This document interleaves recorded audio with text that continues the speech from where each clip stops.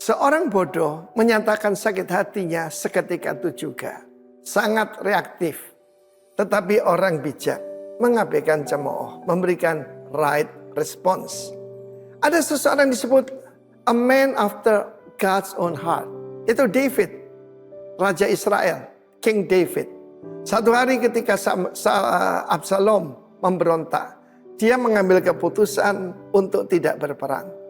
Dia mengambil keputusan untuk meninggalkan kota raja. Memakai pakaian kabung, kepalanya dikasih abu. Dan saat sampai di satu tempat bernama Bahurim.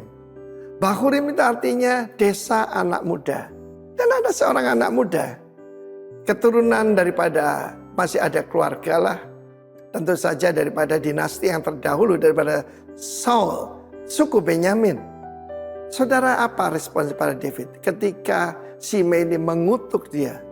Melempari dengan batu. Menimbulkan abu. Saya lihat ya. Kalau orang-orang lagi demo. Dan dia mengutuk David. Nyala kamu, penumpah darah, orang dursila. Tuhan, dia bilang Tuhan yang ngangkat Absalom. Jadi raja gantikan kamu. Sebab kamu penumpah darah. Saudara, David pada saat itu tentu saja ajudannya Abisai gak terima. Tuanku, aku penggal kepala orang itu. Gak usahlah. Kalau Tuhan izinkan dia mengutuk aku, biarlah. Disinilah iman kepada David. Tuhan sanggup merubah kutuk menjadi berkat. Dalam hidup saya sering dihina orang. Saya sering dikutuk orang. Tetapi saya belajar dari David. Saya bilang, Roh Kudus yang dulu berkuasa pada David, tolong aku. Kalau Tuhan yang suruh kutukilah David, aku bisa apa? Biarkan saja. Biarkan saja.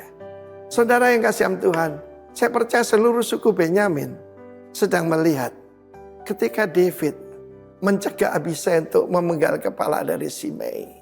Dan apa saya percaya, ketika semua terjadi perpisahan antara dua kerajaan, 10 suku di utara, 2 suku di selatan, yaitu kerajaan Yehuda, Benyamin tetap setia. Dia melihat satu display tentang a great man. Ya, yang sungguh-sungguh Allah mengatakan, the house of Saul makin lama makin lemah, the house of David makin lama makin kuat. Memberikan respons yang benar, itu penting. Satu kali saya dihina di depan umum, saudara. Apa yang saya lakukan? Saya menerjemahkan seorang pengkhotbah, disuruh ganti. Tidak ada masalah. Sengaja untuk menghina saya. Saya tidak kemana-mana, saya cuma tersenyum, saya duduk di sana. Dan ada seseorang berkata, Pak, Bapak kok bisa ya? Bapak itu sengaja dipermalukan, dihina di depan orang. Bapak kok bisa begitu? Saya bilang, saya ini alat. Kalau saya hamba saya bisa sakit. Tetapi kalau sebagai alat, terserah Tuhan. We learn from David. Kalau ada orang diizinkan menghina kita, kalau Tuhan yang izinkan gimana? Ya, jadi kan itu setiap warga kerajaan, culture kerajaan kita adalah our greater David, yaitu Tuhan Yesus. Tuhan Yesus seringkali tidak memberikan respons, seringkali diam. Apakah engkau Raja Israel? Seperti katamu. Ketika dihina, dia tidak membuka mulutnya. Ketika Herodes bertanya, dia tidak menjawab. Herodes tidak punya legitimasi. Dalam hidup ini, saudara sebagai orang yang diurapi Tuhan, tidak bisa menghindar untuk tidak dihina orang. Biarkan aja. Saya belajar dari ibu saya. Biarkan 1000 orang menghina saya. Asal Tuhan Yesus sayang saya. Dia bilang gini, pakai bahasa Surabaya. Dihina itu tidak kalong. Tidak kalong, tidak berkurang sedikit pun. I learn from my mom. God bless you. Tuhan memberkati. Amin. Shalom. Salam sejahtera buat kita sekalian, puji Tuhan. Saudara, saya berencana untuk menyampaikan satu mini seri begitu ya. 2 khotbah yang bersambung.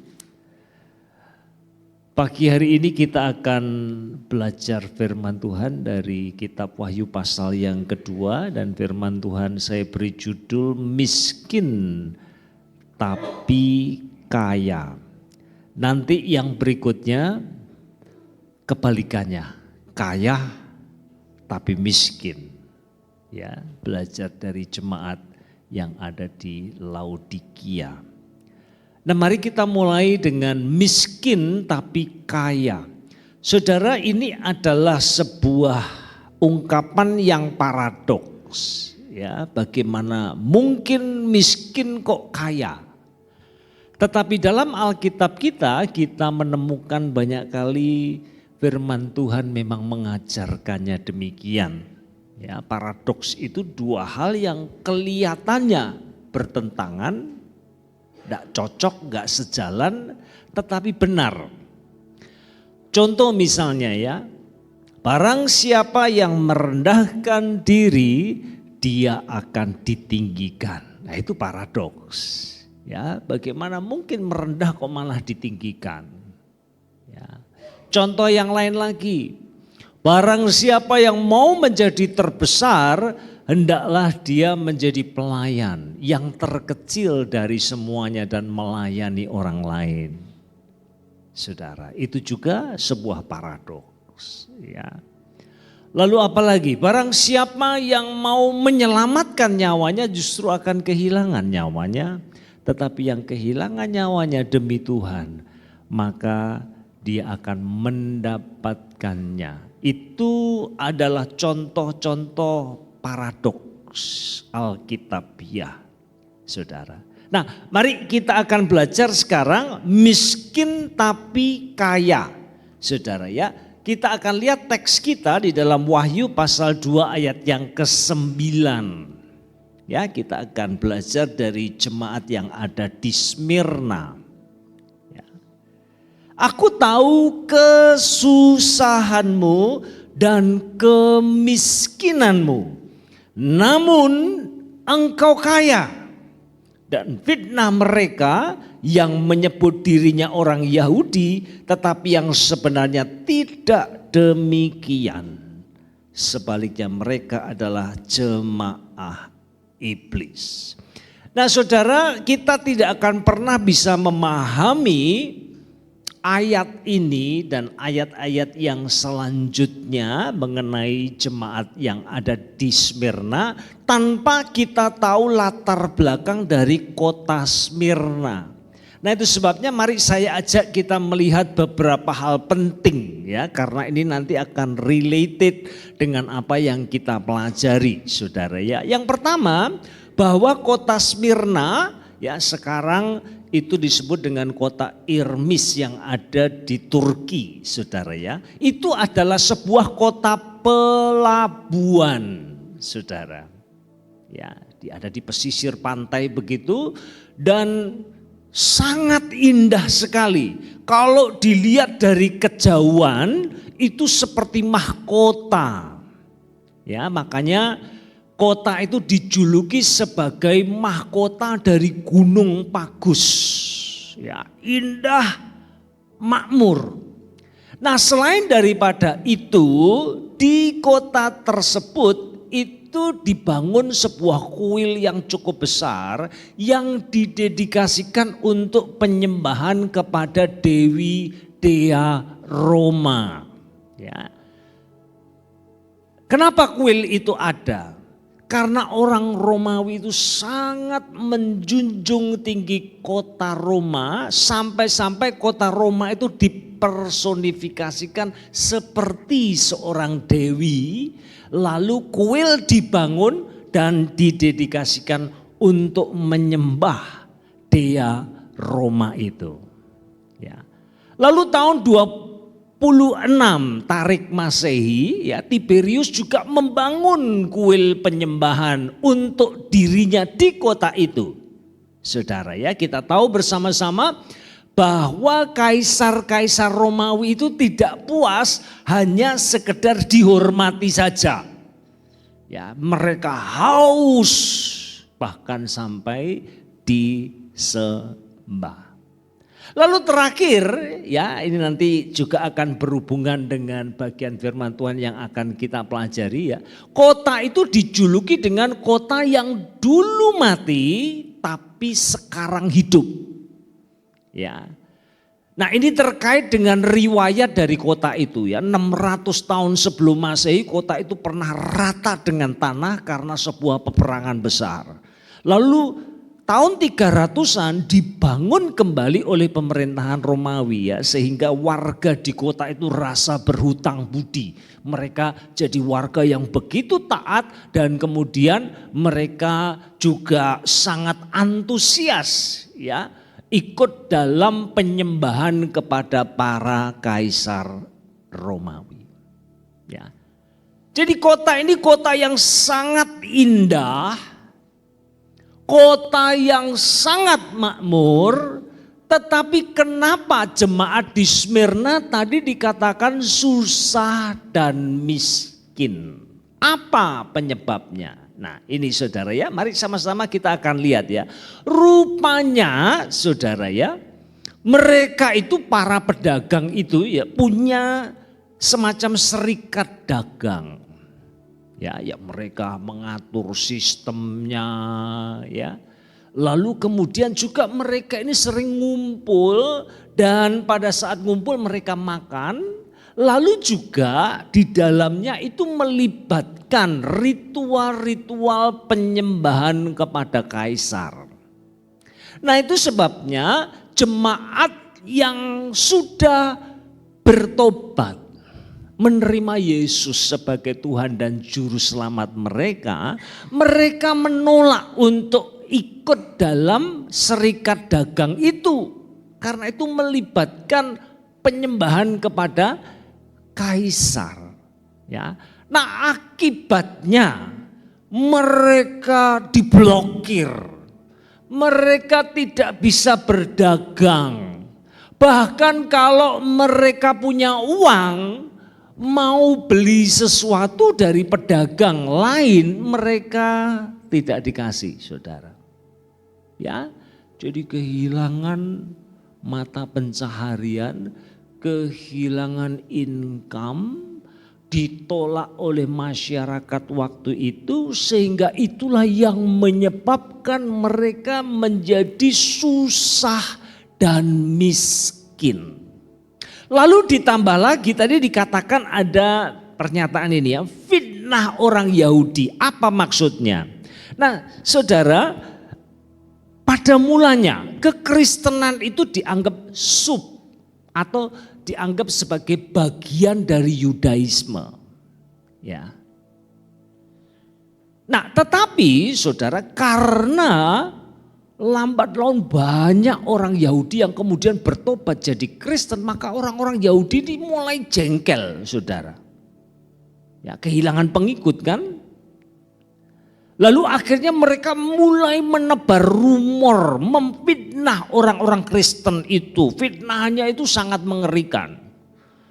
Ya, mereka mengatakan orang Kristen itu terlibat incest. Karena hubungan yang begitu dekat antar saudara. Ya, lalu rumor yang ditiupkan itu mereka terlibat incest. Lalu kanibalisme, kenapa? Pada saat mengambil darah dan daging Tuhan Yesus itu loh, perjamuan kudus, itu ditiupkan kanibalisme, saudara. Ini orang-orang kanibal semua di sini.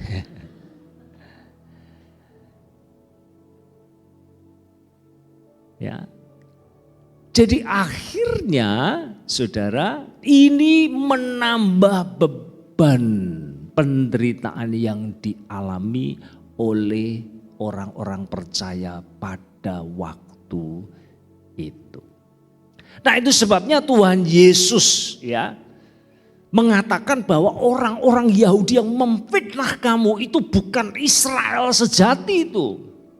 Itu adalah jemaah iblis. Ya.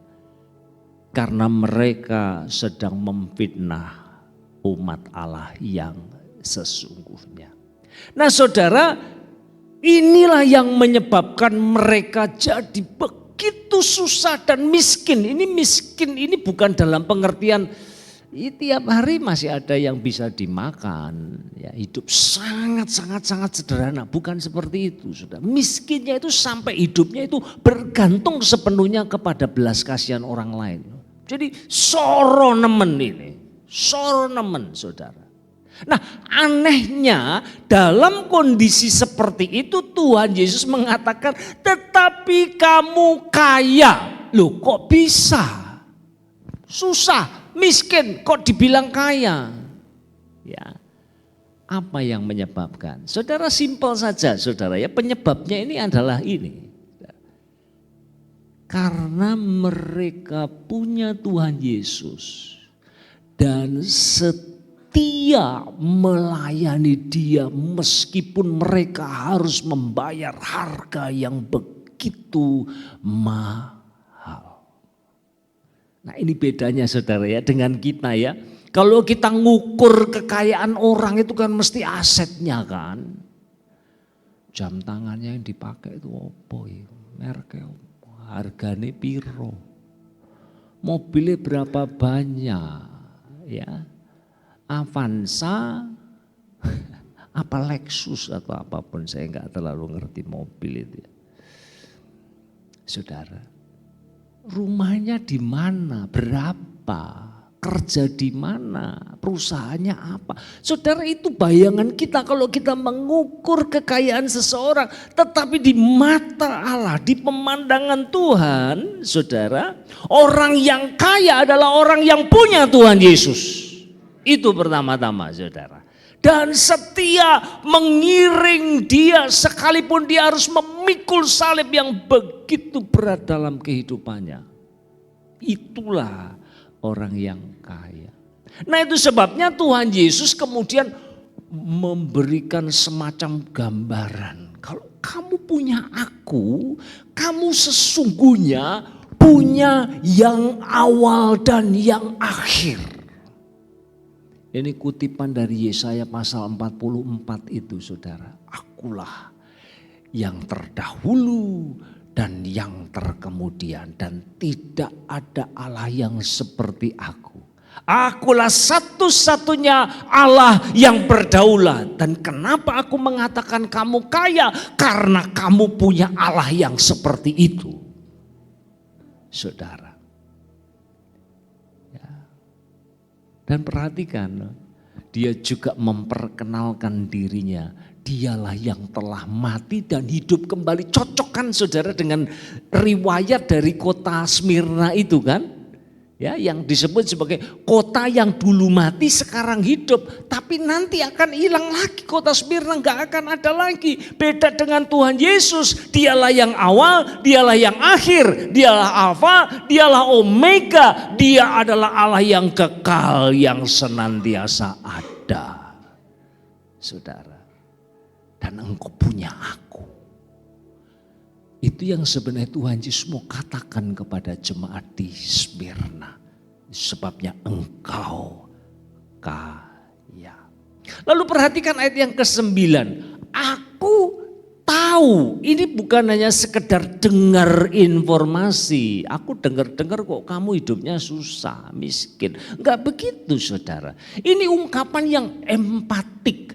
Bahwa sesungguhnya sebelum mereka susah dan miskin, maka Tuhan Yesus telah melalui jalan tersebut. Bukankah Rasul Paulus yang mengatakan, aku kaya rela menjadi miskin supaya kita yang miskin bisa menjadi kaya, saudara. Itulah yang mau diungkapkan Tuhan Yesus kepada jemaat yang ada di Smyrna.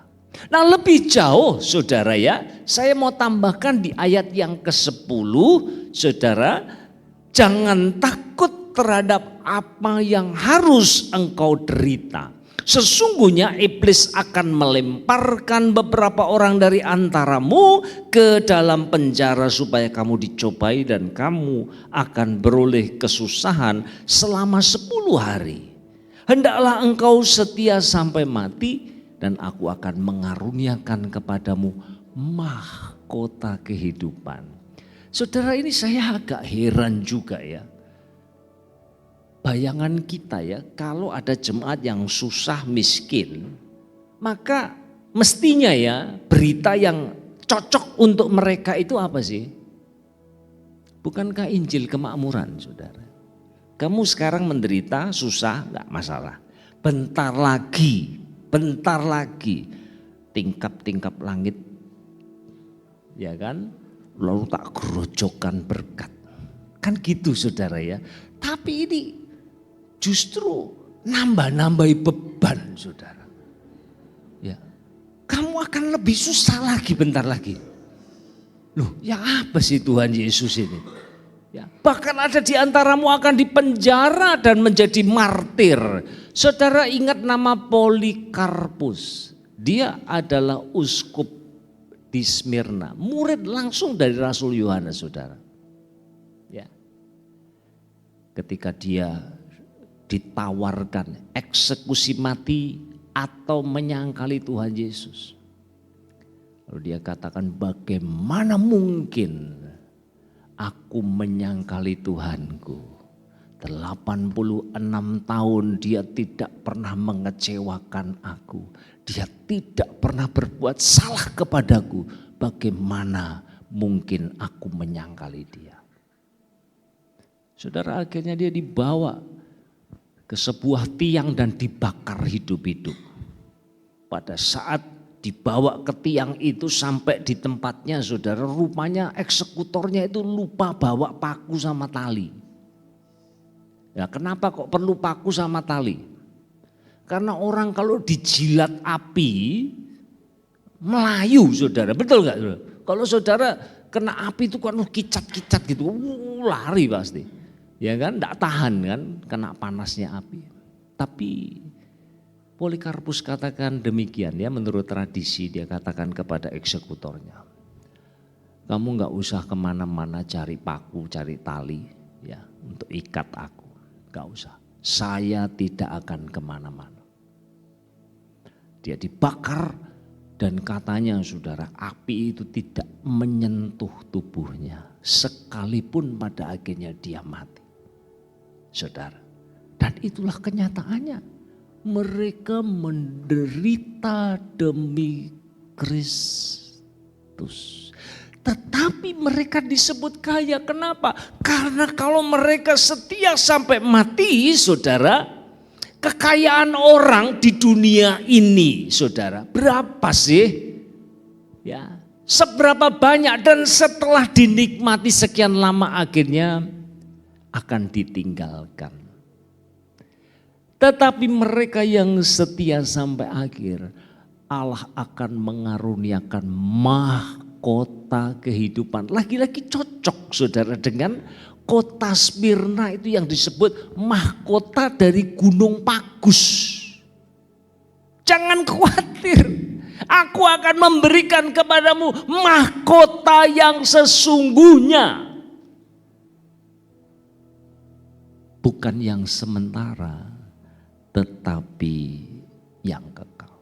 Nah, sampai di sini saudara, ya kita sudah belajar mengenai kondisi dari jemaat di Smyrna, apa yang menyebabkan mereka susah dan miskin, ya. Lalu respon kita apa? Kalau begitu, marilah kita memiskinkan diri kita, gitu ya. Betul ya? Ya, amin? Betul enggak? Nah, saudara, di dalam sejarah gereja ya itu ada sebuah gerakan yang disebut dengan gerakan asketisme.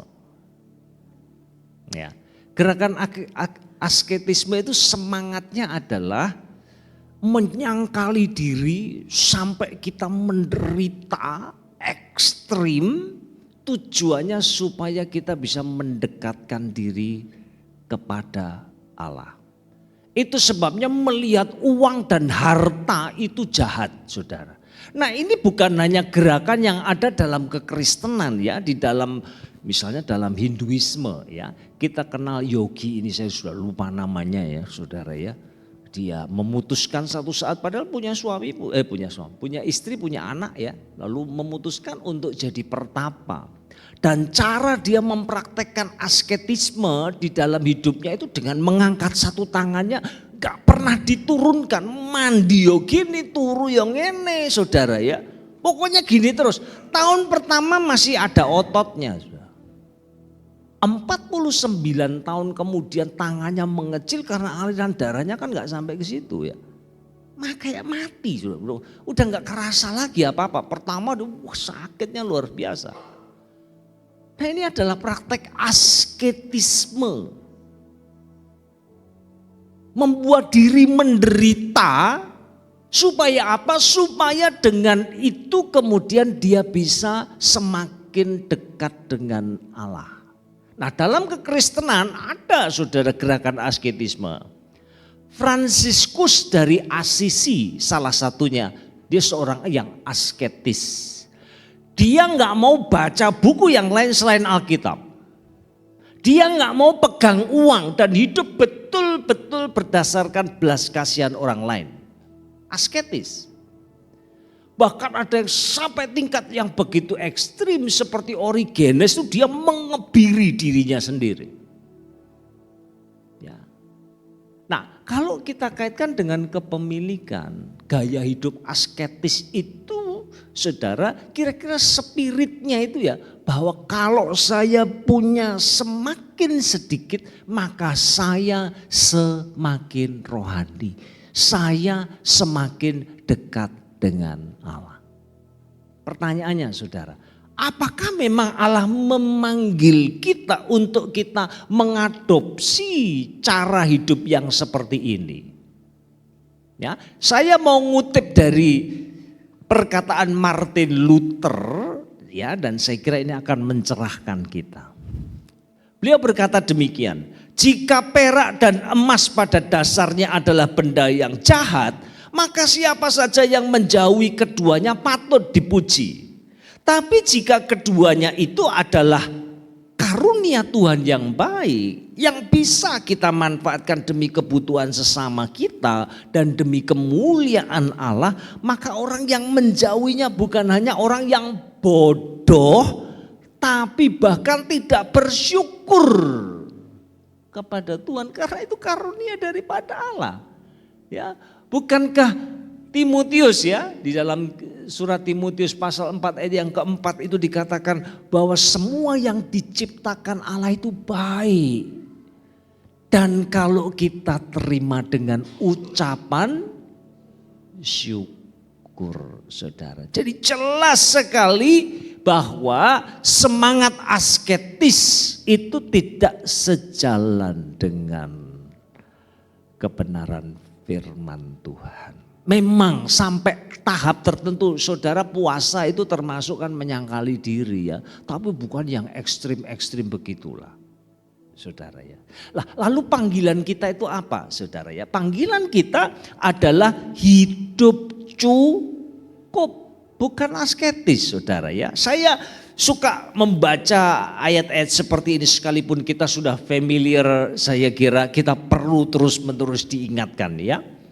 Pasal 6 ayat yang ke-6 dari pertama Timotius sampai dengan ayat yang ke-10. Memang ibadah itu kalau disertai rasa cukup memberi keuntungan besar. Sebab kita tidak membawa sesuatu apa ke dalam dunia dan kita pun tidak dapat membawa apa-apa keluar. Asal ada makanan dan pakaian cukuplah. Tetapi mereka yang ingin kaya terjatuh ke dalam pencobaan, ke dalam jerat dan ke dalam berbagai-bagai nafsu yang hampa dan yang mencelakakan, yang menenggelamkan manusia ke dalam keruntuhan dan kebinasaan. Karena akar segala kejahatan ialah cinta uang. Sebab oleh memburu uanglah beberapa orang telah menyimpang dari iman dan menyiksa dirinya dengan berbagai-bagai duka. Ya, saudara. Panggilan kita adalah hidup cukup. Dan ini tidak populer saudara. Ya. Saya mau mengingatkan hidup cukup itu tidak ada hubungannya dengan berapa banyak yang kita punya. cukup itu masalah batin. Yang menyadari saudara hidup ini seperti siarah dari sebuah ketelanjangan kepada ketelanjangan yang lain. Kita datang ke dunia ini dilahirkan tanpa apa-apa, telanjang. Kita kembali kepada Sang Pencipta juga telanjang. Nah, di antaranya ini janganlah hidupmu itu diruwetkan oleh apa-apa yang kamu punya.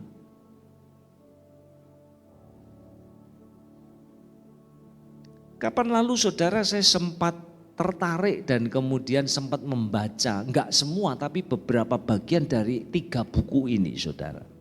Ya. Rupanya ini menjadi sebuah tren ya, gaya hidup minimalis. Ya.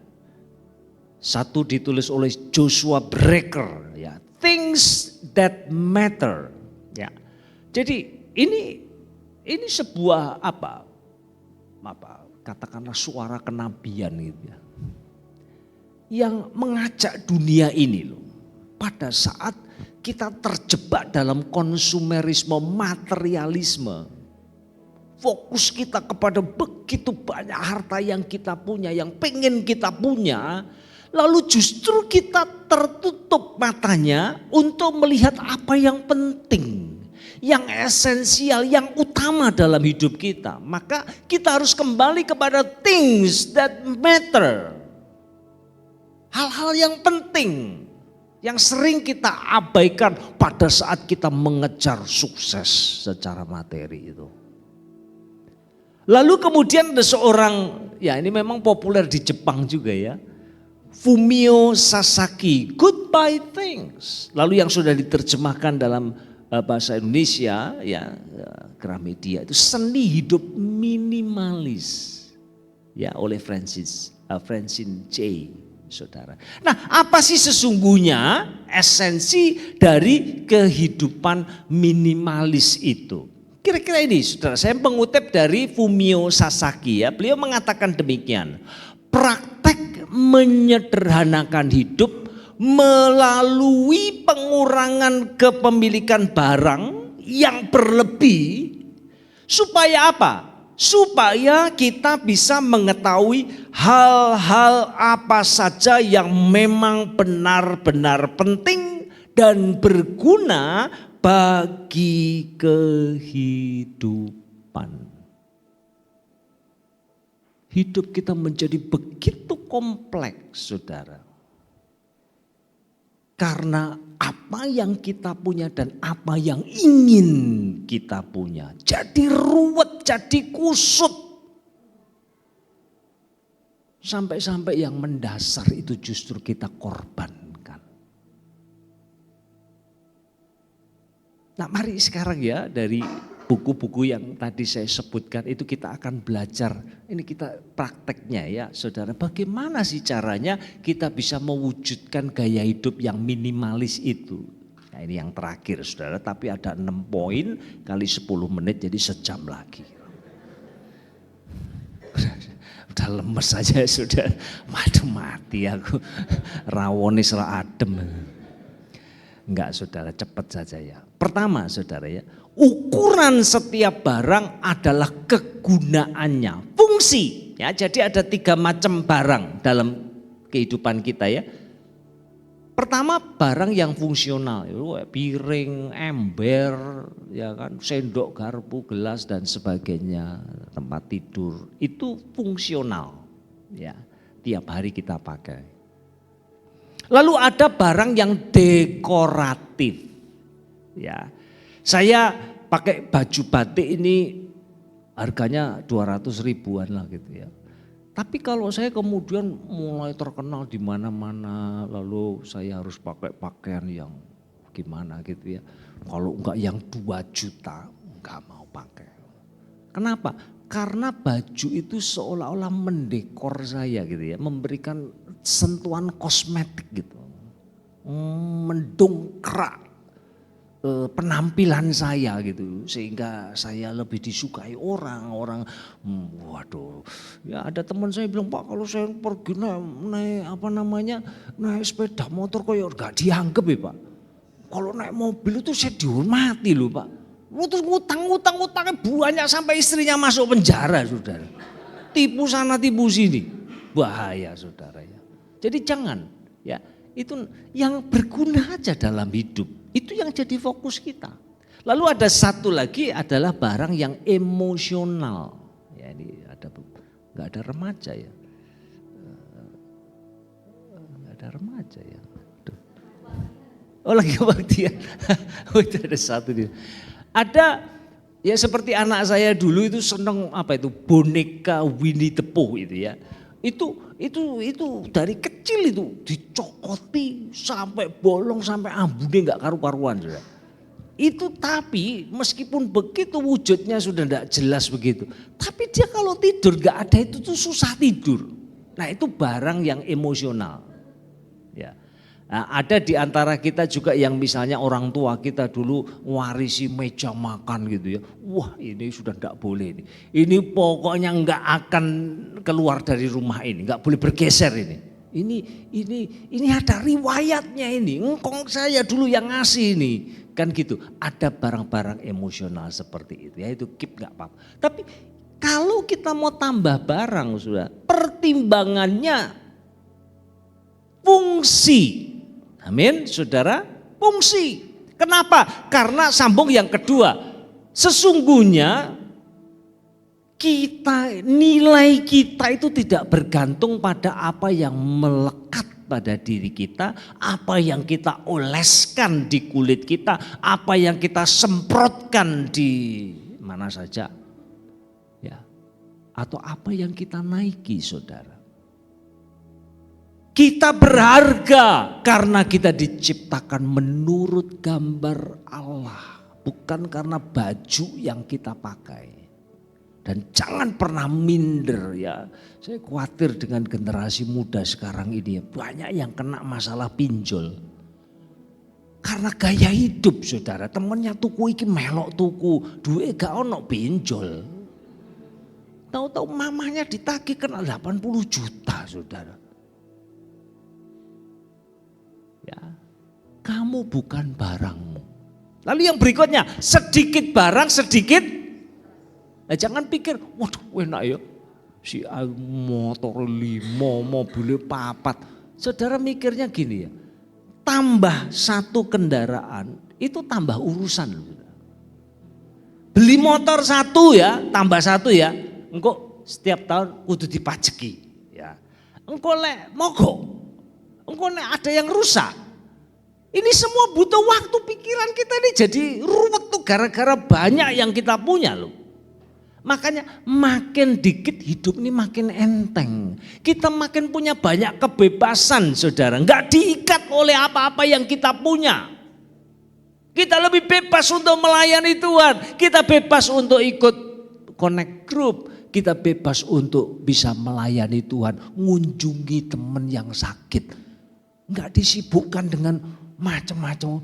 Wah si tukang lah lagi ini belum mari bangun sana dan seterusnya dan seterusnya. Ya Tuhan berkati boleh-boleh saja saudara. Tetapi hati-hati, banyak kali kepemilikan kita telah menyedot energi, waktu, pikiran kita sehingga hal yang esensial kita abaikan.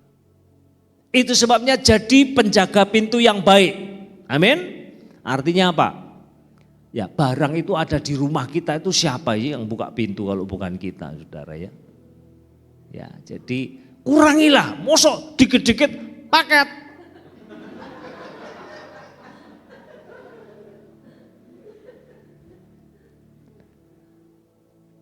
Belum 2 jam paket mana saudara. Mari ngene Shopee Food Gojek teko. Waduh. Ngumpul di rumah. Jadi penjaga pintu yang baik, ya. Lalu nikmati ruang. Saudara kalau masuk ke ruangan ini ya, ke gereja ya, seringkali kan gereja luas lega gitu ya. Rasanya kok masuk gitu kok enak ya, nyaman kok. Kenapa ya? Kenapa saudara?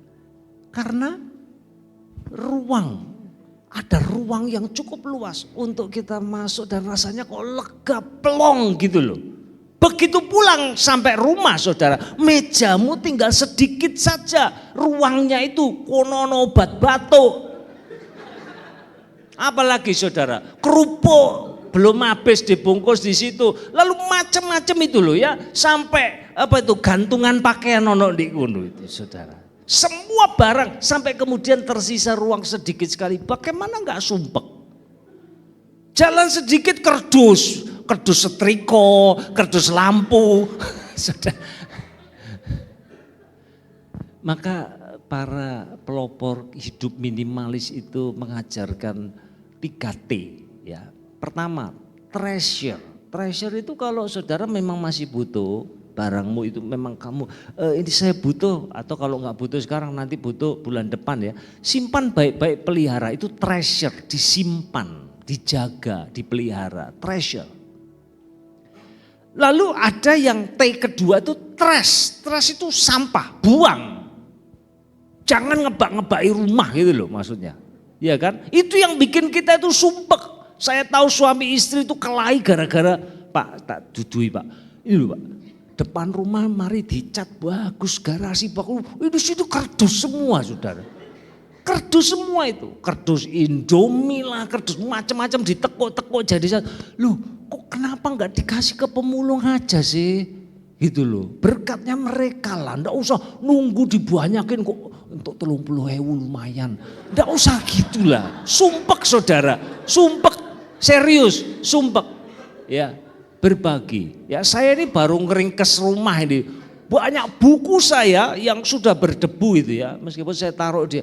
Tapi sudah banyak sekali buku yang saya nggak pernah sentuh. Mungkin 3-4 tahun ya, karena sekarang saya bacanya e-book, nggak pernah baca buku fisik. Saya ringkes, masukkan kardus, saya bawa ke Sati, kasih ke anak asrama, kamu bagi siapa saja yang mau ambil saja. Begitu saya angkat semua, saya panggil pembantu yang lama itu, mau nggak ini apa namanya, untuk rak bukunya itu sama ini mau nggak mau angkut semua, wah langsung plong gitu, waduh enak, kayak beban itu terlepas gitu. Kenapa? Kita menikmati ruang. Makin sumpek kita juga makan stres dalam kehidupan. Ya. Treasure, transfer. Transfer itu kalau kita nggak butuh lagi, kasih ke orang, transfer ke orang yang butuh. Saya punya meja makan tuh kegedean saudara. Dulu belinya waktu saya masih tinggal di Sati, terus pindah rumah tuh kegedean.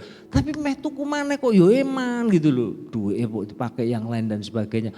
Tapi akhirnya kami kemarin putuskan ya setelah belajar, ayo siapa yang butuh? Tanyain teman, ada yang butuh nggak? Ambilin mis, mobil box kak, oh ya nanti tak ambil sekali, udah, sekarang ganti yang lebih kecil, waduh tambah enak lagi saudara. Hidup jadi lebih menyenangkan gitu ya, ada rumah itu lebih plong. Ya, dan yang terakhir ini sebenarnya jurusnya remaja kalau cintanya ditolak. Menyukai tidak harus memiliki, gitu kan. Ya, artinya gini saudara ya, contoh kalau misalnya saya senang moge gitu ya, apakah saya harus beli moge? Ya enggak lah, lihat aja di internet, lihat gambarnya aja. Atau kalau tetangga punya, wah pire, ikut menikmati gitu aja lah, ya kan? Tapi nggak usah punya, ya bisa nggak begitu? Oh gak iso Pak.